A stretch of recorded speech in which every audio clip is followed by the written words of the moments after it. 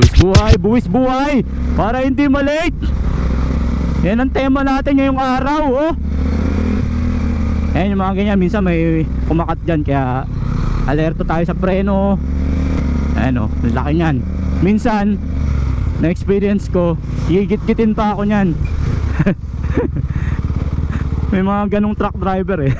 Pag titripan ka, kaya kailangan buo loob mo, huwag kang mataranta. Kasi pag nataranta ka, talo ka. Okay, traffic pa rin. Traffic pa rin mga tropa. O diba? Pansin ko diba? Alam ko pansin nyo rin, daming truck ng gantong oras. Siguro nga pwede nang dumaan yung mga truck, so nagsasabay-sabay sila. Ibig sabihin, so may truck ban tayo. Kaso ganun pa rin eh. Pag nilift na nila yung truck ban, syempre puno tong kalsada na to. Kaya ganun ang nangyayari. Yun ang napapansin ko eh, no? Puro truck, diba? Parang nagiging ano pa nga eh, nagiging mas traffic. Kasi syempre lahat ng truck padadaanin mo na. Parang mas maganda pa na walang truck ban, para anytime pwede silang dumaan, hindi sila magsasabay-sabay. Given na kasi yung traffic, kasi napakarami ng sasakyan dito sa Pilipinas. Wala na tayong magagawa dun.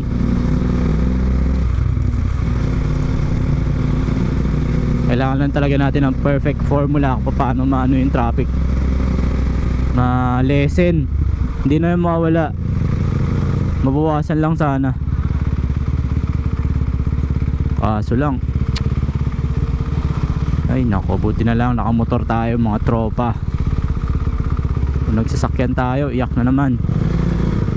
Yan, sige tayo dito. Buwis buhay tayo, buwis buhay. Buwis buhay, para hindi malate. Okay, malaki ka. Malaki ka. Thank you. Pinagbigyan ako. Hop. Buwis buhay tayo, buwis buhay. Ingat tayo, ingat, ingat, ingat. Pag gantong overtake ka ng kaliwa, tapos dikitan, kailangan dito vigilant. Kasi minsan mga motor, siyempre katulad natin, kanya-kanyang singitan yan. Kaliwa kanan, di ba? Kaya kailangan yung mata mo alisto. O, di ba? Yun ang napapansin ko talaga, oh, yung mapuro truck. Ibig sabihin nga, pwede na silang dumaan from 9 PM. Hindi ko lang alam kung hanggang anong oras. So, talagang traffic. Eh, dalawang truck pa lang na magkasalubong. Wala na, sakop na tong kalsada. Di ba? Buti na lang, motor dala natin. Nakakasingit tayo. Kung kotse, nako, nandun pa lang tayo sa sabungan. Araw-araw late tayo. Tapos pag uwi, araw-araw stress. Araw-araw yarn. Kabuyaw yarn. So dahil ganyan ang sitwasyon, bukas dun ako dadaan ng ano, Maya pa. Tingnan ko doon kung hindi traffic. Wala namang mawawala, diba? Kaya lang di hamak na mas malayo kasi pag dun. Okay, paglabas natin ng exit ng Kabuyaw, wala nang masyadong traffic dun. Wala na talagang traffic kasi wala nang truck dun.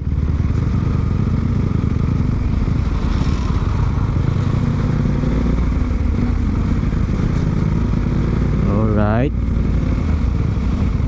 sabay natin, puro truck, di ba?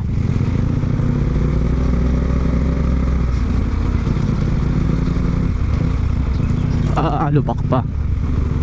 Yun lang, naharangan na tayo. Yun yung sinasabi ko. Pag nagsama yung dalawa, wala na, traffic na.